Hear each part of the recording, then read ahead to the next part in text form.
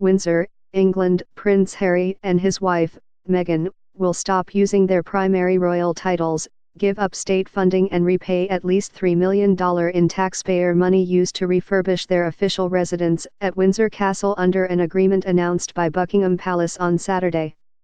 The unusual deal, negotiated by aides to Queen Elizabeth II, Prince Harry and other senior family members, is intended to end a crisis that erupted 10 days ago when the couple abruptly announced plans to step back from their royal duties and spend part of each year in North America.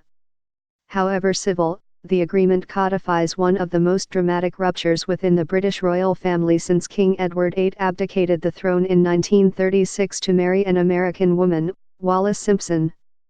It is a spectacle that has enthralled and divided Britain, overshadowing even the country's impending departure from the European Union, and has provoked conversations around the world about race, privilege and tradition.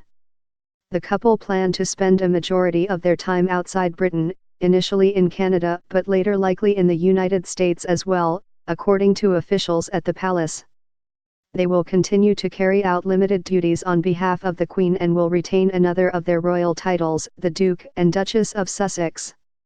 Harry will also remain a prince and sixth in line of succession. But under the deal, the couple will no longer use the primary titles His Royal Highness or Her Royal Highness because they will no longer be working royals.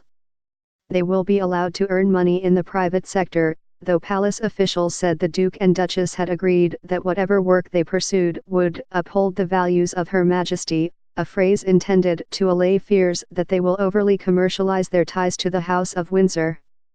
The Queen instructed her family last Monday to come to an agreement with the Duke and Duchess after an extraordinary family conclave at her country residence, Sandringham, during which she said she would reluctantly accept their desire to break away and chart their own future.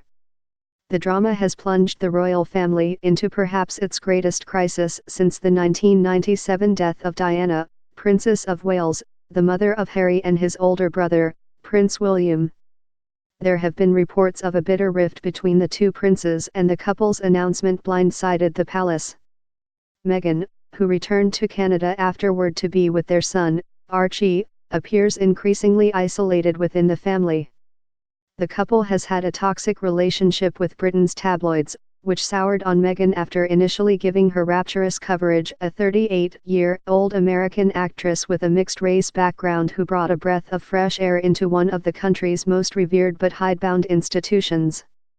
In a statement, Queen Elizabeth said she recognized the challenges the couple have experienced as a result of intense scrutiny over the last 2 years and support their wish for a more independent life.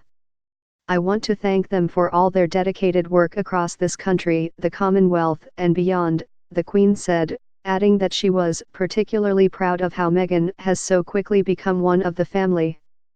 In a separate statement, issued by Buckingham Palace on behalf of the Duke and Duchess, the couple thanked the Queen and other members of the royal family for their ongoing support as they embark on the next chapter of their lives. The Duke said he would relinquish his honorary military appointments and his status as a Commonwealth Youth Ambassador, though the couple will preserve their links to a network of private charities. The agreement takes effect later in the spring and will be reviewed by the palace after a year, according to a palace official. There are still several unanswered questions, like whether the Duke and Duchess will continue to receive publicly funded security, either in Britain or overseas. The palace declined to discuss security arrangements. Prince Charles will continue to provide the couple financial support, officials said, though it is not clear whether that money will come from the Duchy of Cornwall, his hereditary estate, which has funded the bulk of their expenses since they were married in 2018. Hammering out terms for Prince Harry and Meghan to shift to part-time status was never going to be easy. The couple draw millions of dollars a year from Prince Charles, and the state also provides extensive police security for the pair, arrangements that will now come under scrutiny. The Queen gave the Duke and Duchess Frogmore Cottage, a historic house on the grounds of Windsor Castle, to serve as their primary residence.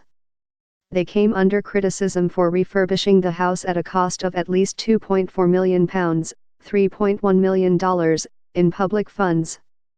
Repaying that money may buy them some goodwill. Reaction to the announcement on social media was generally positive, with many people praising their commitment to pay for the renovations. They will continue to use Frogmore Cottage when they are in Britain, officials said. The palace also declined to say whether, and how, it would monitor the couple's private sector activities. Other members of the royal family who have tried to enter the private sector, like Prince Edward, the Queen's youngest son, or Sarah Ferguson, the former wife of Prince Andrew, have stumbled. Prince Andrew himself was banished from public life last year by the Queen after he gave a disastrous interview to the BBC about his dealings with the disgraced financier Jeffrey Epstein. The Canadian government has been cordial about the prospect of having Prince Harry and Meghan move there, but non-committal about whether it would pay for any of their security or other expenses. Most Canadians are very supportive of having royals be here, but how that looks and what kind of cost is involved, there's still lots of discussion, Prime Minister Justin Trudeau said last week to the Canadian broadcaster Global News. Prince Harry last Thursday made his first public appearance since the situation unfolded, presiding over a draw for the Rugby League World Cup at Buckingham Palace. He looked tense under the glare of cameras but appeared to loosen up as he joked with a group of children playing rugby outside the palace. The Duchess, who is staying at an estate on Vancouver Island in Canada where the couple spent the Christmas holidays. On this historic Saturday morning at Windsor Castle, age-old tradition mingled with unmistakable signs of change. Shortly before 11 a.m., the Scots Guards formed up in the castle's lower ward for the ceremonial changing of the guard. Standing in the shadow of St. George's Chapel, where Prince Harry and Meghan were married on a sunny Saturday morning only 18 months ago, they presented arms. After being inspected, the troops stood at attention as a detachment of new guards marched into the courtyard from a nearby barracks, preceded by the band of the household cavalry, sunlight glinting off their horns. As the old and new guards faced each other, impassive under their bearskin hats, the band leader raised his baton. Tourists jostled and cameras flashed, as the military band plunged into a jaunty rendition of Get Lucky, a disco-funk hit co-written by Pharrell Williams, followed by It's Not Unusual, the smoldering 1960s pop tune made famous by the Welsh singer Tom Jones.